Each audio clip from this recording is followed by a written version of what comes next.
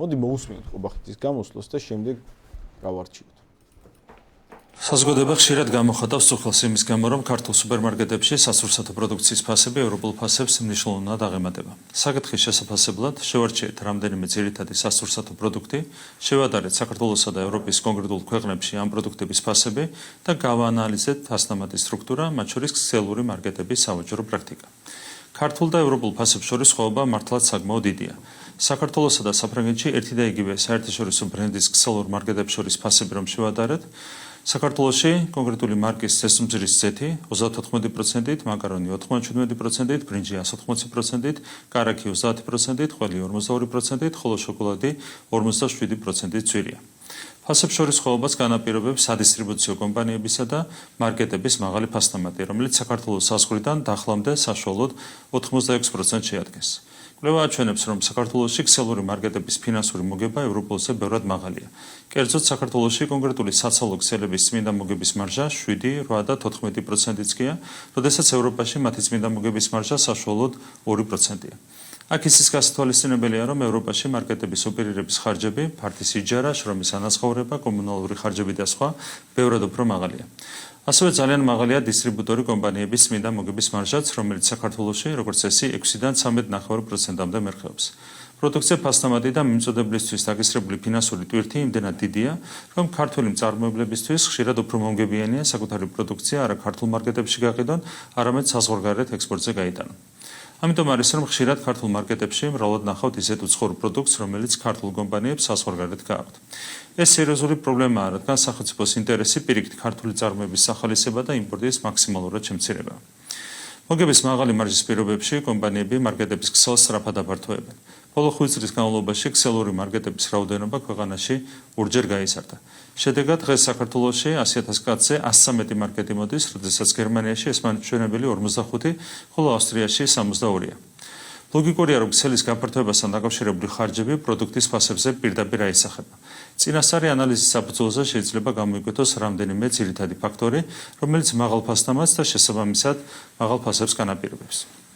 მაგალითად ესაა ეგრეთ წოდებული ქსელის ქეშბექი. მაღაზიაში შესვლისთვის დაწესებული საფასური, დისტრიბუტორებისთვის ან მწარმოებლებისთვის თანხის გადახდის დაგვიანება, მაღაზიების სიმრავლე და ახალი მაღაზიის გახსნის ხარჯის ასახვა ფასში და ასე შემდეგ. რასთავარია, არსებული პრაქტიკა აჩენს ეჭვს, რომ ბაზრის მოთამაშეების შესვლა შეთანხმებულად კარტელური პრინციპით მოქმედებდნენ, რასაც ბუნებრივია დამატებითი ანალიზი ესაჭიროება. აქტიურად ვიმუშავებთ სადისტრიბუციო კომპანიებისა და მარკეტების ქსელების წარმომადგენლებთან, რომ ჩვენი თანამოქალაქეებისთვის ფასების შემცირებას მივახციოთ. საჭიროების შემთხვევაში ამისათვის სხვადასხვა ქვეყანაში აპრობირებულ ანტიმონოპოლიურ მექანიზმებსაც გამოვიყენებთ. გარდა ამისა, მოვუწოდებ სამართალდამცავ უწყებებს სიღრმისეულად შეესალონ საკითხი და დაადგინონ ხომ არ იკვეთება კონკრეტული სუბიექტების საქმიანობაში სისხლის სამართლის დანაშაულის ნიშნები. ასევე მინდა ვთხოვო საქართველოს პარლამენტს შექმნა საპარლამენტო კომისია, რომელიც საკითხის შესაფასებლად შესაბამის საპარლამენტო ბერკეტებს გამოიყენებს. ხო, ეს არის რაც გააჟღერა ინიციატივა. ეს არის რაც გააჟღერა და შინაარსობრივად არის სწორი ინიციატივა. და რატოა სწორი ინიციატივა? პრობლემა გაძვირებული ფასების მდგომარეობს რეალურად შემდეგში ქვეყანაში მოქმედებს ფაქტობრივად შეთანხმებული პრინციპი მსხვილი სუპერმარკეტების ქსელების, რომლებიც პროდუქციის მისაღებად საკუთარ დახლებზე ითხოვენ დაწესებული ფასი აქვთ, რომლის გადახდასაც თხოვენ აი ამ მომწოდებელ წარმოებელი იქნება თუ რაღაცა ფირმა, რომელიც ჯგუფი ან ფირმა, რომელსაც შემოაქვს ესა თუ ის პროდუქცია. და ეს იცის ყველა, ვისაც შეხება ქონია ამ სფეროსთან, რაღაცა მუშაობა მოუწია, ან ამის წარმოებელია, ან რაღაც შემოაქვს, ან ვისაც რამე ურთიერთობა აქვს ასეთ ადამიანებთან, ეს არის ძალიან გავრცელებული ინფორმაცია. ეს არის რაღაც დაფარული ინფორმაცია, რომელიც ყობახიძე შეიძლება გაეგო მართლობის 13 წლის თავზე. წლებია უკვე შემდეგი მექანიზმით მუშაობენ მსხვილი სავაჭრო ქსელები. წარმოებელს რომ მიაქვს მათთან პროდუქცია, პირობითად აი რაღაცა მიაქვს ლარათა, ვიცი, რაც გნებოთ, ხო? აი 1 კილო საკვებია, რაღაცა პროდუქტი მიაქვს, ღირს პირობითად 1 ლარი უჯდება ამდენი, უღირს რომ ჩააბაროს და თვითონაც ნახოს მოგება და დაიფაროს ის ხარჯიც, რაც წარმოებას დაჭირდა. ან გნებოთ იგივე პროდუქცია შემოაქვს უცხოეთით. აი დაუშვათ ერთი რაც ლიტრი წყალი. მარკეტი ეს სპარი იქნება, ორინაბიჯი იქნება, ფრესკო იქნება, კარფური იქნება, აგროჰაბი, რაც კი არსებობს ეს მარკეტები, ეუბნებიან რომ ამ ჩაბარების ფასიდან მარკეტს უკან უნდა დაუბრუნოს იმ წოდებელმა, წარმოიდგინეთ, რაც აიყო 1 ლარი, ამ 1 ლარიდან 30-დან 50%-მდე ამღირებულების. ან მარკეტმა ხო იქით უნდა გადაუხადოს, არა, რაღაც ჩაიბარა 1 ლარად, მე თავისი მოგების ფასი დაამატა რაღაცა და რო აიყო ის 1 ლარი და პლუს მოგება, იმ 1 ლარს აძლევს მომწოდებელს, ხო? აი იმ 1 ლარიდან, რომელსაც მოგცემ 30-დან 40%-მდე ამ ფასის დამიბრუნე უკან, ხო, წინააღმდეგ შემთხვევაში არ ავიღებ. ხო, ანუ ეს 30-40% არის რეალურად იმის საფასური, რომ თვითონ მარკეტი ამ პროდუქციას განათავსებს. ხო, ანუ ეგ როგორი საფასურია, იცი? ეგ არის უბრალოდ მოიგონეს. ხო, უბრალოდ მოიგონეს. თორე ისე მაგის საფასური არის, შენ რო აძლევ, აი მიიტანე 1 ლარად, იმის საფასური არის თვითონ იცის რამდენ მოგებას დაადებს და იმ მოგებას ასახავს მე თავის რაღაც ბრუნვაში და დაადებს რაღაც მოგებას და ამას თვითონ წყვეც, ეგ არის მისი საფასური განათავსებს. მოდი, ამ შემთხვევაში შენ გეუბნება რომ შენ მომიმატე, თუ გინდა ფასი, როგორც გინდა, მაგრამ რა ფასად ჩამოვარებ იმის 30-დან 50%-მდე დამიბრუნე უკან. ამ შემთხვევაში რა ხდება? მიმწოდებელი, რომელსაც უჯდება ლარი, რაღაც მოგება თვითონ ხო უნდა ნახოს პირობითად, რა ლარიდან 10 თეთრ მოგებას ნახოს, რაღაცას, ხო? ვეღარ ახერხებს ჩააბაროს ლარად, იმიტომ რომ იძულებულია მაშინ ამ ლარიდან 50 თეთრი უკან უნდა დაუბრუნოს, რომელიღაც წაგებაში დარჩება. ამიტომ ის იძულებულია უკვე ეს პროდუქტი 1 ლიტრი წყალი ჩააბაროს უკვე ლარნახევრად. ამის ზემოდან ეს არაგვერიოს ეს ნამატი 50%, ეს არაგვერიოს მოგების ფასნამატში. მაგას ზემოდან ამატებს კიდე სავაჭრო ობიექტი, ანუ ლარნახევარს კიდე ზემოდან ამატებს თავის მოგების საფასურს და ჯამში ვიღებთ გაორმაგებული ფასის პროდუქტი. რეალურად სუპერმარკეტები უგებენ მინიმუმ 100%. ხო, მინიმუმ, რაც არის გაუგონარი პროცენტი. აი საერთოდ არსად არ ხდება ნორმალურ ქვეყნებში, რომ რაღაცა პროდუქციას ქსელური მარკეტი უგებს 100%. კი. ეს არის რაღაც. მარტო საქართველოში შეიძლება ეს ჩვენ ხომ მაგარი ისა სახელმწიფო ავაწყეთ, აი ყველანაირი კუთხით, აი რაღაც აი ხო ყველანაირად ხალხზე მორგებული სახელმწიფო გვაქვს. აი მოდი აი პრაქტიკაში ვაჩვენ, აი პრაქტიკული მაგალითი მოვუყვანოთ მაყურებელს რომ გაიგოს. ანუ რეალურად მაყურებელი კი არა, მომხმარებელი მყიდველი რა შედეგს იღებს. წარმოებელს ან სადისტრიბუციო კომპანიას, აი როგორც შოთამ აღნიშნა, სიტყვაზე ვამბობ, აი პირობითად. ლარად რომ მოაქვს რაღაც პროდუქცია, წყალი. ვინაიდან ვერ აბარებს ამ ლარად, იმიტომ რომ 40% იქით უნდა მისცეს ამ სუპერმარკეტს ამ გამოგონილი რაღაც მიზეზით, რომ უბრალოდ რომ ჩაიბარებს ეს სუპერმარკეტი ამის პროდუქციას, ამის გადასახადსაც იხდის. ამიტომ რეალურად ეს რაც შესაძლებელი იყო ლარად გაყიდულიყო, თვითონ წარმოებელი ან სადისტრიბუციო შუამავალი კომპანია იძულებულია რომ ლარნახევრად ან 2 ლარად მისცეს ამ სუპერმარკეტს. სუპერმარკეტი ამ 2 ლარს მერე დამატებით კიდე ამატებს თავის ფასნამატს, ლარს და პროდუქცია, რომელიც შესაძლებელი იყო გაყიდულიყო მაგალითად ლარნახევრად, დახლზე დევს 3 ლარად. აი მაყურებელმა რომ გაიგოს რა ვითარებაში და რა რეალობა რჩება საბოლოო ჯამში. ანუ პროდუქტი, რომელიც იდეაში შეიძლებოდა ლარნახევარი ყოფილიყო მყიდველისთვის, მომხმარებლისთვის, აი ამ კარტელური სქემის გამო დახლზე დევს 3 ლარად. საბოლოო ჯამში ცხადია, წაგებული რჩება ჩვეულებრივი ხალხი, ჩვეულებრივი ხალხის ზურგზე გადადის ეს ყველაფერი. ჩვეულებრივი ხალხი ჯიბიდან ხდება ამ ყველაფრის კომპენსირება და ვინაიდან ეს კიდევ ერთხელ ვიმეორებ, ეს არის გარიგებული სქემა, ანუ ეს მსხვილი მონოპოლისტი სასურსათო ქსელები ერთმანეთთან თან ხდებიან, თან ეს არის აპრობირებული მეთოდია და ვინაიდან ეს ქსელური მარკეტები არის ხშირად ამ მარკეტების მეპატრონეები არიან პირდაპირ მთავრობასთან ასოცირებული ჯგუფები, წევრები თუ მარა, ცხადია ხელისუფლება ლობირებს. და წლების განმავლობაში ეს საკითხი იყო ტაბუ დადებული. საერთოდ ამაზე რამდენი ხანია ჩვენ საუბრობთ, ჩვენ რა ყველა მის ვინც ამ სფეროში რაღაცა კავშირი აქვს, ვინც სადისტრიბუციო იმას საქმიანობას ეწევა, ან წარმოებელია, ყველა მის ეს კაცო ეს არ არის რაღაცა სიახლე. უბრალოდ ჩვენი მთავრობისთვის 13 წლის თავზე გახდა ეს პრობლემა. სანამ შეფასებაზე გადავალთ რაღაც ვიდეო. ხო, ვიდეო გვაქვს, სხვათა შორის, აი ხო ვინმეს რო არ ეგონოს, რომ მაგალითად ჩვენს რაღაცა ლეგენდებს ყვევით ჩვენ მიერ შეთხსულს, ხო და შეიძლება აი რა ვიცი, ოცნების ხარდამჭერებმა ჩათვალა, რომ აი არ გჯერათ თქვენი რაღაც იგონებთ პრობლემას, ხო?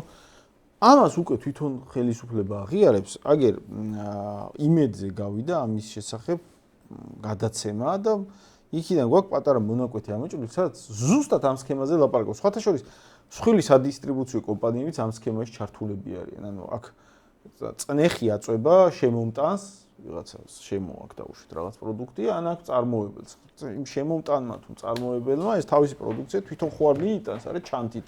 ხო არ დაარიგებს, უნდა დაარიგოს დისტრიბუტორმა, სადისტრიბუციო მსხვილმა კომპანიამ, რომელიც ასევე ძალიან დიდ ფასდამაც ითხოვს ამ დარიგებაში და ასევე უკვე ვინც უნდა მიიღოს ეს ყველაფერი, საკითხს როგორ უყენებ, იცი, არ გინდა წადი. აი აწარმოე ღვინო, აწარმოე წყალი, რა ვიცი, აწარმოე რაღაც საკვე პური აწარმოე, რაც კი, ხო? არ გინდა წადი და სადაც გინდა იქ წაიღე. და ხრას იზავს ჩვეულებრივი ადამიანი, ერთ სპარმა გააგდო, ორმანა ბიჯმა გააგდო, ფრესკომ გააგდო, აგროჰაბმა გააგდო. აღარც არის მეტი მარკეტები, ხო? სიამდვილეში ეს თან რა მუხანათური ის იყო, რა ქვია, გეგმა, რომ თავიდან ამ პრაქტიკას არ მისდევდნენ მსხვილი ქსელური მარკეტები. თავიდან რაღაცა კონკურენტულ მცირე მარკეტებთან კონკურენტულ ფასებში რა რაღაცა ადეკვატურ ფასებში ვაჭრობდნენ. და ისინი რო დაძირეს და რო აღარ არსებობს ბაზარზე კონკურენტი, ხო? მერე უკვე გადავიდნენ ერთმანეთთან გარიგების რეჟიმში და მონოპოლია შექმნეს, სადაც ხელოვნურად უმატებენ ფასებს. მოდი აი იმედის ეს გადაცემის მონაკვეთი ვნახო. კონკურენციის სააგენტო ამ პირ საუბრობს, რომ ეს არის ასე ვთქვათ რიტეილის სექტორში დისტრიბუტორების მიერ ვთქვათ გარკვეული ტიპის შეთანხმებებით წარმოდგენილი არაპირდაპირი გადასახადები. პირდაპირ რას ნიშნავს არაპირდაპირი გადასახადი? ასეთ ტიპის კონკრეტული ნაწილი ჩვენ არსად არ გვხვდება საგადასახადო კანონმდებლობაში, ხომ? აი ამ ნაწილში ეს არაპირდაპირი გადასახადი არის სწორედ უკანონო გადასახადი, რომელიც არის დაკავშირებული პროდუქციის ქსელებში შესვლასთან დაკავშირებით. ანუ იმისთვის, რომ X პროდუქცია რომელიმე სუპერმარკეტის ქსელში მოხდეს, ამისთვის უკანონო ტიპის გადასახადია, შეიძლება ასე ითქვას, ამას გამოიკვლევენ ბუნებრივია, მაგრამ ეს ასე ჩანს, რომელიც არის სხვადასხვა ტიპის ასე ვთქვათ გასახელებით ფორმირებული, მათ შორის ეგრეთ წოდებული cashback-ი, რომელიც ბოლო პერიოდში მოვიცნეთ, ეს ქსელში შესვლის გადასახადი დამატებით რომ თქვათ და ქსელში შესვლის გადასახადი რა არის? მაგალითად კონკრეტული მაგალითი, რომელიც აქვს კონკურენციის სააგენტოს მოყვანილი, იმისთვის რომ მაგალითად ახალ ქსელში შეიტანო კვერცხი, კონკრეტულად რომ თქვათ 25,000-დან 70,000 ლარამდე არაპირდაპირი გადასახადი უნდა გადაიხადო. ხოლო და იმიტომ რომ პროდუქცია შეიტანო აბსოლუტურად გაურკვეველ გადასახადს, რომელიც არანაირ დაბეგვრის რეჟიმში არ ექცევა, არანაირ ბიუჯეტში არ მიემართება ვიღაცის ჯიბეში. კი ბატონო, სწორია თუ ეს გასაგაშთა იმპორტი, დისტრიბუცია, საცალო რეალიზაცია აი ეს ჯაჭვი ქვეყანაში პროდუქტს მნიშვნელოვნად აძვირებს. კონკრეტული მაჩვენებელია მნიშვნელოვნად აძვირებს. მოდით ახლა ვნახოთ ცალკეულ პროდუქტებზე როგორ ძვირდება. შევხედოთ კარაქის შემთხვევაში როგორია ფასნავად. 150%-იან გაძვირებაზე ვსაუბრობ, მეგობრებო. სრულიად სერიოზულად 150% ძვირდება. სწორედ იქიდან გამომდინარე, რომ მოდის თავისუფალი ვაჭრობის რეჟიმით ჩერდება, ასე ვთქვათ, საბაჟოზე ნულოვანი გადასახადით ხდება სუპერმარკეტების ქსელში, არაფერი არ იბეგრება და ამის შემდგომ ხდება 150%-იანი ფასნამატი. წყალი ძირითად შემთხვევაში ქართული პროდუქტი 137-დან 174%-მდე. რძე 122%, მაწონი 128%. ეს არის პროდუქტი, ეს არის ფასნამატი, კიდევ ერთხელ, რომელიც წარმოიქმნება არა საგადასახადო დაბეგვრის რეჟიმით, არამედ გაურკვეველი შეთანხმებული მოქმედებებით დისტრიბუცია და საცალო ქსელს შორის. აი შევხედოთ ეგრეთ წოდებული cashback-ის ნაწილი, ეს პროდუქციის შეტანაზე, ასე ვთქვათ, უკან დაბრუნებული თანხები, ასევე უკანონო გარიგებების ნაწილი დიდწილად ამ შემთხვევაში. წლიდან წლამდე ქართული სადისტრიბუციო კომპანიები და ქსელები ახერხებენ იმას, რომ გაზარდონ მარჟა სწორედ არასწორად დაწესებული ფასებით. ანუ ყველა დიაგრამა მზარდია ამ შემთხვევაში რაც არის. ფულს ითხოვენ იმისთვის, რომ პროდუქცია განათავსონ საკუთარ დახლებზე. მხოლოდ აი ამ ნაწილში, თუ ჩვენ ავიღებთ ბოლო 9 თვის მაჩვენებლებს, 18 მილიარდი ლარია, ასე ვთქვათ, ამ შემთხვევაში შემოსავალი სწორედ ამ საცალო ქსელებით. 18 მილიარდი. ანუ აი ხალხო დაფიქრდით რა. ერთადერთი შემთხვევა, როდესაც ეს ადამიანი არ იტყუება და მართალს ამბობს. ხო, ანუ დაფიქრდით 18 მილიარდი ლარი იყო შემოსავალი აი მიმდინარე წელს აი იმის რა ქვია ამ სექტორის იმისთვის რომ რაიმე პროდუქტი რაც კი აწარმოა ადამიანმა ან რაც გარედან შემოგვაქვს იმიტომ რომ აქ ვერ იწარმოება ხო წყალიც კი წყალი ხო საქართველოში წყალი მაინც არის ხო წყალიც კი 2.5-ჯერ აძვირებენ თვით ღირებულებას აი რამდენად შეიძლება პირდაპირ თავის ფასი ჯდებოდეს ამის წარმოება 2.5-ჯერ აძვირები. კარაქია, ნებისმიერი საკვები პროდუქტი. 2.5-ჯერ, 3-ჯერ ძვირდება და რის ხარჯზე ძვირდება, რომ მიიტანს. წარმოებელი ან შემომტანი მაღაზიაში და ეუბნება, რომ მოგიტანე, მაგერ დამიჯდა ლარი, ლარად გაბარებ და გაყიდე, რა ვიცი, ალბათ რაღაცა ლარი და 30.000, რაღაცა დაამატე ადეკვატური ფასი. ის ეუბნება, რომ უბრალოდ რომ შემოვიტანო და დავდო შენი ფასის ნახევარი უკანონო დამიბრუნო. იქით კი არ გაძლევ, კაცო, შენი ფასის ნახევარი უკანონო დამიბრუნო. და წარმოებელია, შემომტანი იძულებული ხდება, ნუ მაშინ ლარ უკან თუ უნდა დავაბრუნო ნახევარი, მაშინ ლარ ნახევრად ჩაგაბარე. მე დაგიბრუნებ 50-ს უკან, ხო? ამის ზემოთ კიდე მოგების გადასახადს ადებს. ამის გარდა კიდე სადისტრიბუციო კომპანიაც იგივე მიდგომით არის. თვითონ ხო არ მიიტანა ამ კაცმა დასარიგებლად, არა? ეს კი აბარებს ლარად. მაგრამ დარიგება ხო ჭირდება ამ პროდუქციას, არა? სადისტრიბუციო კომპანიაც მასე უდგება, რომ არანორმალური ფასდამამაც ითხოვს და ბიჭო გაწყვიტეს წელში ეგ არის აი ხალხის ხარჯზე. კი. და იქ ჩამონათვალი იყო იმ ერთ-ერთ გრაფიკში, რომ ახალი მაღაზიის გახსნის ხარჯები. რაღაცა მაგასაც ხალხს ახდებინებენ რა, რაღაც ყოველ ნაბიჯზე რომ ერთ კორპუსში რომ 8 მაღაზია, ხო, მაგასაც ხალხს ახდებინებენ რა და მე რას ვერ ვიცი, ერთი შეკითხვა მიჩნდება ამ ყველაფერი ვეთანხმები. იმას ვეთანხმები, რომ თვითონ აი მთავრობა გამოდის და ინიციატივა, კარგი ინიციატივა, იმედის ამ რეპორტაჟს ვეთანხმები, რომ აი ასეთი სქემებია ხალხო, მაგრამ ერთ რაღაცს ვერ ვიგებ, კაცო. ეგ ხალხი ხო თქვენ ხართ, კაცო. ეგ ბიზნესმენები ვინ არიან? ეგენი არიან ოცნების ბიზნესმენები, ხო? ეგ სქემები ვიცით. ვიცოდით ისედაც და რა ვიცი, მაღაზიაზე ვლაპარაკობთ ამდენი ხანია. რამდენი ხანია მაგ თემაზე ვლაპარაკობთ? აი ჩვენი ტელევიზია, რა ვიცი, იმედმა ეხლა რაღაც ძალიან ენთუზიაზმით არის, მაგრამ ჩვენი ტელევიზია ამაზე ძალიან დიდი ხანია ლაპარაკობს. რომ სიტუაცია აი ამ პროდუქციის ფასები არანორმალური რაღაც მონოპოლისტური რა მიდგომებია, ხო, ბაზარზე. და ეგ რატოა ეგ? იმიტოა, რომ სახელმწიფოსთან გარიგებული ბიზნესმენები აკეთებენ ამას. და ეს ყველაფერი მე რა არის, იცი? ეს რაღაც ისეთ შთაბეჭდილებას ხო არ ქმნის, რომ აი ეს ოცნება რაშიც მაგარია, რომ აი რაღაცა ინიციატივა, რაღაცა დაპირება იქ გამოვიდა ტელევიზია უკვე ლაპარაკობს თითქოს უკვე მოგვარდა რაღაცა და სინამდვილეში რა ვიცი არც არაფერი არ მოგვარდება. კი, ეგ ნახე, ეგ მნიშვნელოვანია. ეგ არის მთავარი კითხვა აქ. და მანდ რა უნდა ქნას ხალხმა? ეგ არის მთავარი კითხვა. პირველ რიგში, რა თქმა უნდა, კითხვა არის ოცნებასთან. რატო აკეთებთ ხალხო ამას? რატო აძვირებთ თქვენ პროდუქტებს სამჯერ? იმიტომ რომ თქვენი ბიზნესმენები არიან ესე. თქვენი ნაწილი არიან, თქვენი წევრები არიან, თქვენი დამფინანსებლები არიან.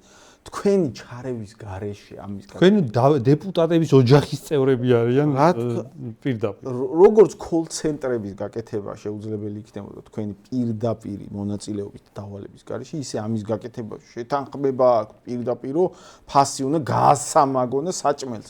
ყიდიან სამაგ ფასად ხალხი გაწყვიტეს წელში. ეგ თქვენ გარეშე ვერ იქნებოდა, ამიტომ პირველი კითხვა თქვენ რატო აკეთებთ ამას? მეორე კითხვა. ბიჭო, ეს გაოგნებული პრემიერი და გაოგნებული ჟურნალისტი, რომ 13 წლის თავზე ამას შეშფოთებას გამოხატავენ. ეს ახლა გაიგეთ, კაცო. აი დაუშვათ ვიღაცას, არ ვიცი, არა დიდი ჭკუის ადამიანს ვიღაცას ჯერა რომ აი არ იცოდნენ, ახლა გაიგეთ, ის არ იცოდნენ, კი მონაწილეები არ არის. ბიჭო, ეს ხო ყველა მიცის, კაცო. ეს იცოდა აი რაღაცა დონეზე შეხება რო ქონია სავაჭრო სფეროსთან, აი ყურმოყრით მაინც ყველა მიცოდა, ხო? ეს რა ეხლა შეშფოთდა ეს ჟურნალისტი.